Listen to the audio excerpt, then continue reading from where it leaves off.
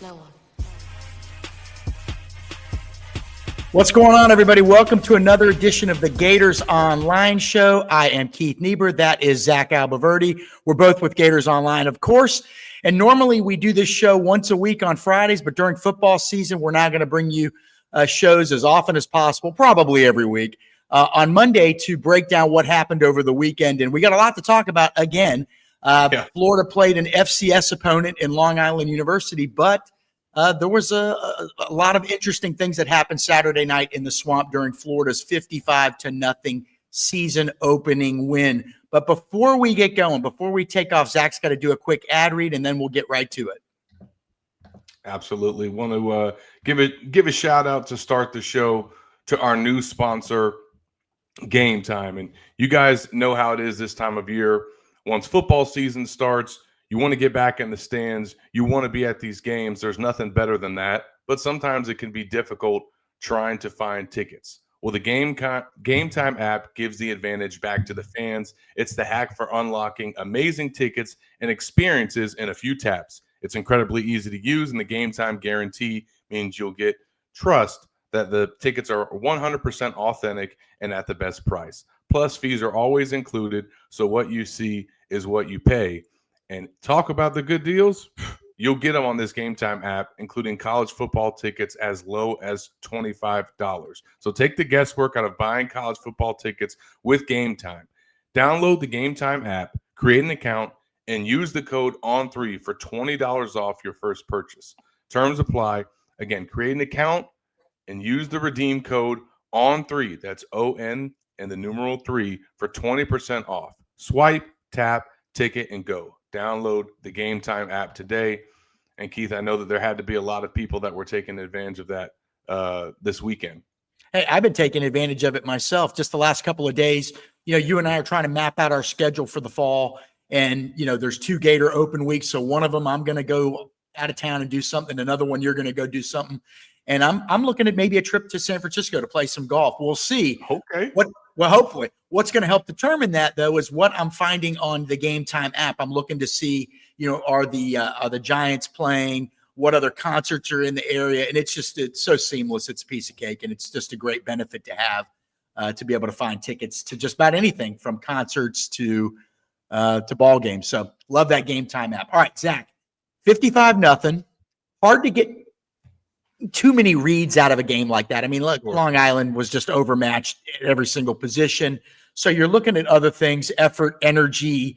Do guys look healthy? Can guys move? Have guys put on weight? Have guys lost weight? But in this game, there were a lot of kids that played well, a lot of young guys that played well, some veterans that played well. So we're going to start off with week 1 superlatives. And who comes out to, what sticks out to you, Zach?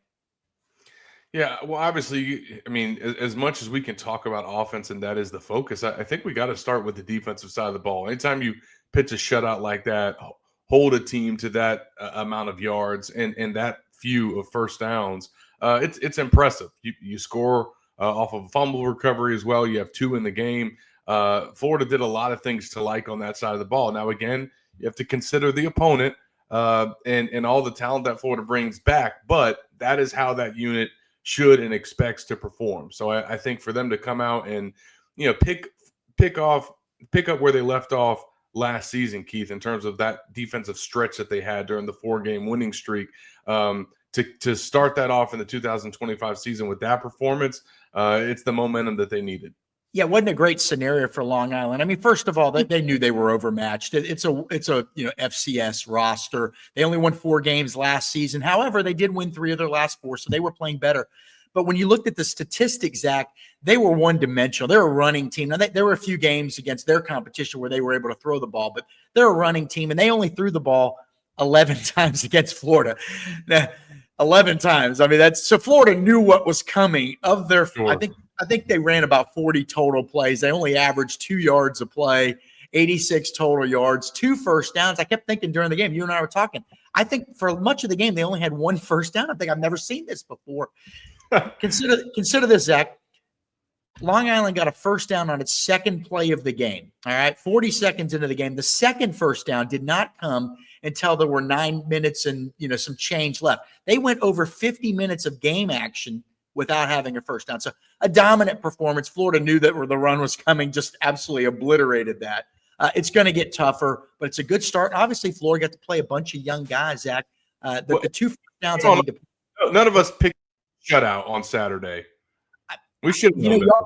Yeah, you always cough the ball up or there's a pick six because you're playing your fifth string quarterback. But the two first downs, by the way, I believe that was the fewest a Florida team has ever allowed in a game since they've been keeping records. Now, in 1907, when they beat Florida Southern, whatever, 100-0, there might have been a game like that. Well, but I think you and I and our other folks at Gators Online probably thought that it would be the backups that might give up a field goal or two. Yeah. One happening. No, and Long Island had that 28-yard completion in the fourth quarter, and that was the long play of the game. They really couldn't get much going.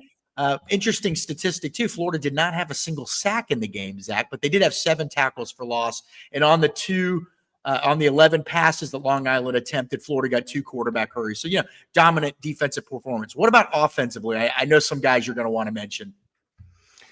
Yeah, I mean, obviously, as much as we can talk about the quarterback position, and we're about to, I mean, you start with the play of the game and the player of the game, and I think it was Vernell Brown III, just because of everything that went into it. The fact that he was starting, the fact that he took over as the returner, that he set the record for receiving yards, and then the catch that he did it on ends up being the number one Sports Center top 10 play.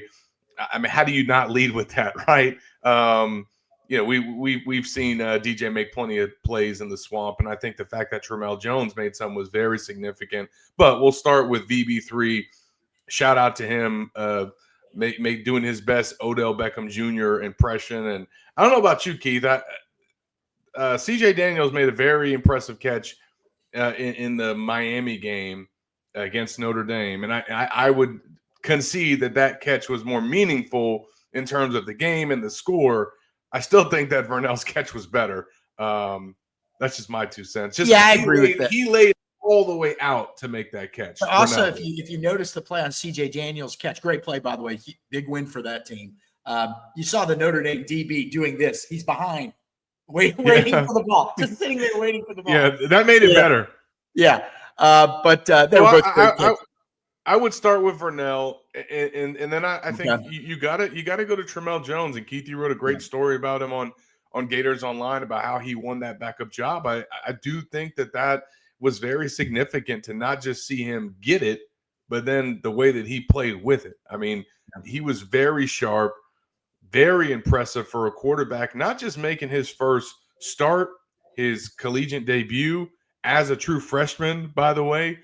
Keith, this guy didn't play basically his whole senior year. So and then was kind of working his way back in the spring and didn't get the looks in camp in the spring that he got in the fall. So for him to play that well, given how much football he's missed, in some ways kind of similar to DJ's situation, just totally different. I was very impressed by Tramel. Yeah, and just for those that don't know Tramel Jones' backstory, obviously Zach and I we're in this bubble of covering the team and the recruits, so we follow. How could they not know? Well, yeah. we probably cover it too closely. It's funny. I got into a little Twitter beef once with the announcer Bomani Jones, and he was I don't know. I probably said something I shouldn't have said, Zach, and he fired back. He's like, "At least I'm not stalking teenagers like you are." And I'm like, "Oh man, this son of a." And that's how you feel sometimes. Back from that? Yeah, but anyway, Tramel Jones in high school completed 451 of his 760 passes, good percentage, and that was for 7,197 yards. So over 7,000 yards, led his team, I think, to the state championship game as a junior. 75 touchdowns and only 21 interceptions. Very good in high school. But what people have to remember is he did not play most of his senior season, and this is what is real significant here. So he broke his fibula and tore some ligaments in his left leg in week 2 of his senior season. Did not play the rest of the year. So Zach, he had to go through that. First of all, that's a lot of lost developmental time for a young quarterback. They need those reps, right? Then he gets to Florida in the spring, like you said, and isn't 100%. He was, by fall, or preseason practice, he gets to 100%, as Billy Napier mentioned, I want to say 3 weeks ago in a press conference. But he was really playing catch up all the way through. So says a lot about this and about this. And he's got both. Okay. This is a guy that's Absolutely. highly intelligent with a cannon for an arm. He's not a big guy. He's about my size, 6 foot, 185 in that range. Well, actually, I should say he's now listed over 200 pounds. So he's put on weight since he got to Florida. Looks good, and he can fire the ball. And Zach, he knew where his. I'm going on and on. Forgive me, it's your show, but he knew where his receivers were. He was, you know what I mean. He had command of that offense. Yeah, no, he was very impressive, and I just think it's good that Florida has that backup quarterback situation settled going now into the season, because we didn't know what it was going to be if it had been Aiden Warner or Harrison Bailey that got the nod. Would they be able to play well enough to keep it? And I think there was a big question mark to that, and certainly there was for the coaching staff, because that's why Tramel Jones won the job. We've got a couple other categories to get to. And Zach, you may want to mention a few more guys, but obviously safety Bryce Thornton, 2 recovered fumbles. You know, he scored on 1. Oh, yeah. Cameron James played well up front. How about Jaden Robinson? A couple tackles for loss. I think he tied a career high. And on offense, we'd be remiss if we didn't mention Jaden Ball. 9 carries, over 100 yards. His second one. We could have led with him, Keith, to be honest. He is an animal, okay? Second 100-yard game as a Gator. So, a lot of good performances. And quite frankly, Zach, I got a little blowback for picking DJ Lagway to give him a game ball. But I think for everything he's been through, you know, not throwing in the spring with the arm or the shoulder and the lower body issue, then hurting his calf a week before preseason practice, rebuilding his throwing motion, all these things, not performing in being able to compete in either August scrimmage. And he goes out there and he got better throughout the course of the game. So I gave him a game ball too. Anybody else you want to mention before we move on? Well, I mean, I think we can transition to that right there, because, you know, I don't think that you were wrong at all for that, Keith, because he was one of Florida's top graded players in the game. Yeah. Talking about DJ Lagway was. Okay. Yeah. Okay. I mean, look, he was rusty. He missed some open receivers, but the guy was still 15 for 18, so he was accurate. And he made some throws that obviously showed you what he's capable of, and why, you know, he's been so heralded coming into the season. Now, look, that he needed that first half. He needed to knock off some of that rust, and he's going to have to continue to get better. But I think that you mentioned it in our rapid reaction after the game, Keith, the fact that he took the hits that he did and moved around, and I didn't think that he would be that active. So the fact that he was, and he took it, and he still played better as the game went along, I thought that was impressive. And look, you look at the PFF grades, which we'll start to dig into now. He was Florida's 3rd highest graded player on offense, Keith. So there is this, you know, I look, DJ's the first one to tell you that he didn't like the way that he played, and yet he still graded out very, very good. So obviously you had 3 players that graded out above 90. And not a surprise as to who those guys were: Jake Slaughter, Austin Barber, and then defensively, George Gumbs Jr. Great game from him. Great game from Jeremiah McLeod. He ended up, Keith, as Florida's 2nd highest graded player on defense, according to PFF. He only received 10 snaps, but he stood out when he was on the field. He made 2 tackles, played really well against the run. So that was good to see. Another guy that you mentioned in the true freshman report, Keith, was Miles Johnson. He ended up as the 3rd highest graded player on defense. And if you go over to Gators Online, you can check out this story grading the Gators, and not just see the top 10 guys on each side of the ball, but you see all the grades for both sides, and including some of the guys that graded out poorly. But shout out to Miles Johnson, one of 2 freshmen in the top 5. And guess who the other guy was? Jaden Woods. Shocker. Yeah. You know, Jaden Woods got a lot of pub this offseason. Miles Johnson did not. He got some. You did a good job. I'm not saying you missed him or anything like that, Zach, but you know, and there were other guys to write about. Listen, they had a pretty good class last year, right? You know, top 10 recruiting class, and so many 4-stars. You got the 5-star Vernell Brown. Miles Johnson was a 3-star, but he's got a great story. I think he missed a lot of time in high school, hurt his junior year, I want to say. But at one time, he was committed to Alabama. And when he was committed to Alabama, Zach, he was committed to Nick Saban. I think we can all agree Nick Saban was a pretty good football coach. coach, right? So he was committed to Nick Saban. Nick Saban retires. The new staff comes in. Communication sort of dips. It seems like they lose a little bit of interest in him. And Florida ends up flipping him last summer, the summer of 2024. Goes out, has a solid senior year. Gets to Florida this summer. He wasn't even an early enrollee, okay? Nope. Was not even an early enrollee. So 3-star recruit, summer enrollee, and he gets out there and he played double-digit snaps. He had 4 tackles in the game, including, I want to say, 3 solo stops, pair of stops on third down. And like you said, he graded out well. So that's a heck of a story. And after the game, Miles Graham, the Gators, one of their emerging stars on the team, another linebacker, said that guy was just having fun. He's been real impressive in practice. So great story there, Miles Johnson. Great evaluation. No doubt, no doubt. And I think that the fact that just makes their linebacker room even deeper, Keith. Oh, yeah. You know. Sorry, Zach. No, go ahead. Oh, anybody look, there's always good grades. You have your good days and I have my good days, and then we have our bad days. So on the flip side of that, what grade or grades stood out? We hate picking on people, but this is the part of the job. And what were the grades that kind of caught your eyes for the wrong reason? I will mention that, but I got to do something. Go ahead. Just to let folks know why they read at Gators Online. And as you mentioned, Keith, sometimes we can forget, and I know you probably don't remember this, but yeah. I do want to mention on August 9th in our Florida Gators Insider before camp. Actually, no, I was looking at the wrong tab. This was July 27th. This is our Florida Gators Insider before camp. That was the date. We put a bunch of intel out from summer workouts and things that we had heard. And in the section about the linebackers, okay. At the end, one more thing about the linebacker room. Miles Johnson.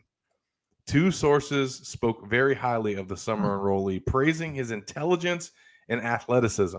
One of them called him a stud, a quote stud, and thinks he will be great at Florida. As you know, Keith, we don't reveal our sources, but I wish I could tell you who told me that. So they think they got one in Miles Johnson, man. Interesting. And I like how hey, nobody likes a bragger better than me, man. Believe me. I love that. I love it, man. Well, we gotta let Gators on. Hey, man, this is why you read Gators Online. Oh, that's right. I'm the king. I don't know about you. I'm the king of remembering all the stuff I got right, and just kind of shoving off the other stuff, to the side, making people we get things wrong too, but not. Yeah, good call there. Okay, so I mean, again, hey, we didn't call Tramel Jones. I was wrong on that. Listen. There was enough signs there though, Keith. When remember when Napier said he was buzzworthy? Yeah. I mean, we should. I mean, he graded out as one of the top 10 players on offense. Yeah, I'm still trying to. I don't know about you. Well, you've been covering Billy Napier longer than I have, but I'm still trying to figure out. Some coaches build up guys when they're not doing great to motivate, to boost them, and kind of knock down guys that are doing great to keep their egos in check. So I'm trying to figure out how to, like you said, Billy mentioned recently that Tramel Jones was buzzworthy. So in my head, I'm thinking, okay, but he's probably still going to be the 4th stringer. They got 2 guys with experience ahead of him. And when it's time to, get out there and throw somebody out there at number 2, I'm thinking, probably Harrison Bailey because he's an older guy with experience. So yeah, that one caught me by surprise. But Zach, what did we notice before the game? Who was taking all those reps behind DJ Lagway in warmups? It was Tramel Jones. And yeah, you were saying that. Yeah. And the other guys weren't getting any really. So that was interesting. Okay, Zach, we put off. All right, now let's give them the bad news real quick. Yeah, I was gonna say we put that off long enough, or do we just want to skip it completely? No, I mean, they grade him out for a reason. That's right. I'll run through some of these things that stand out. First of all, I do think that it's the first game. It's season opener, and this particular person is I won't say playing a new position, but he's in a new role as a starter full time, and that was Bryce Lovett. I mean, he just did not have a great game. We could see it from just watching it from the press box, and then surely PFF saw it from grading it out on the film. So he ended up with a 38 grade, which is obviously something that he can get better from. He did have his moments in the game where he played well, including on Vernell Brown's incredible one-handed catch. if you go back and watch that replay, Bryce Love just absolutely pancakes this guy. And hey, but, it was at the end of the first half. So I think it was, I have to go back and look. I don't know if that was the guy that was giving him some trouble during the game. Bryce made sure that he got one good last lick on him. But that was one that jumped out the most. I mean, the pass protection was not good, Keith, just overall. That some of that, I think you would attribute to DJ and maybe him leaving the pocket a little bit sooner than he needed to, and just some of that rust there that we talked about. But that's certainly one thing that you want to see. Florida have a little bit better performance from on that side and shore that up. And then, I guess the only other surprising thing, it's not a concern, was just some of the other guys that maybe were like in the 50s. You had some, Tyreek Sapp, Aaron Childs, but again, Sapp didn't play a lot. Aaron Childs did in the second half. Was week one performance. Those guys certainly not concerned about Sapp. He was Florida's highest graded player last year. I just mentioned that because he was 90 overall. So you usually don't see him graded that low. Okay. We got the final PFF grades, and they actually just came in, Zach, while we were doing the show. They give Zach Alberverdi a 91.9. Blake Alderman of Gators Online, 89.0. Corey Bender of Gators Online, 88.4. Keith Niebuhr of Gators Online, 22.4. I don't know what happened there, but 22.4. Might get benched, scholarship pulled. Well, hey, listen, Keith, I got something to make you feel better. What you got? That's a Modelo. Oh, yes. That is a Modelo. The season has officially kicked off. You guys have seen all the commercials, and we got them right here on the Gators Online show as well, because college football season is Modelo season. If you're listening to this right now, it means it's time for a reward. Hopefully it's by the time that you hear this, it's Monday, you're off work.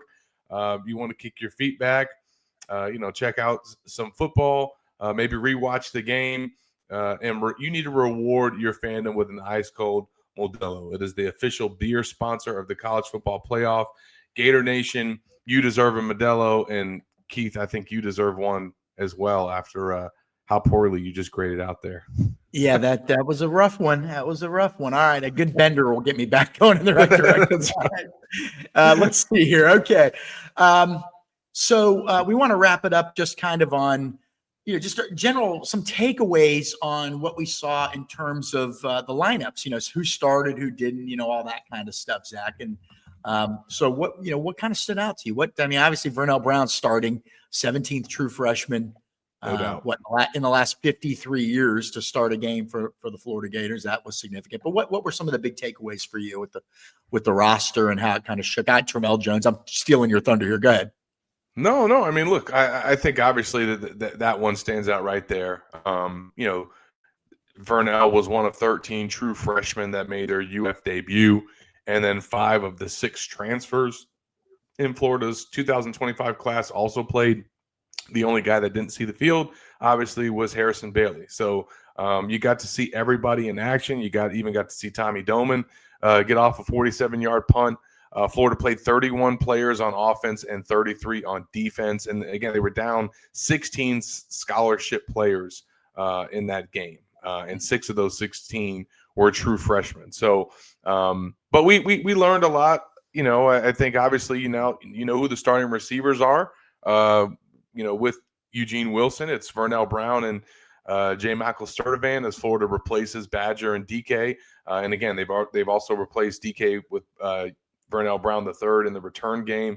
I think again, seeing that Jaden Robinson, was the starter once again. Still, through the offseason, they gave Aaron Childs a lot of action with the starting defense, and in fact, they paired him and Miles Graham together a lot. But when Power was out last year, it was Jaden Robinson starting, and that was once again the case on Saturday.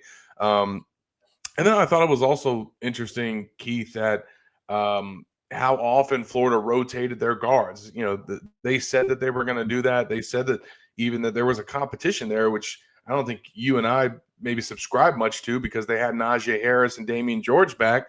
but they did, even in the first half with their starters, rotate in Roderick Kearney and Cameron Waits, and then those guys basically played the majority of the second half and ended up with the most snaps on offense. So it is clear that they're going to continue to play those guys, and certainly they want to develop, this is Waits' last year. They want to develop Rod Kearney for the future because he is going to take over for George. So you're going to see him play more in 2025.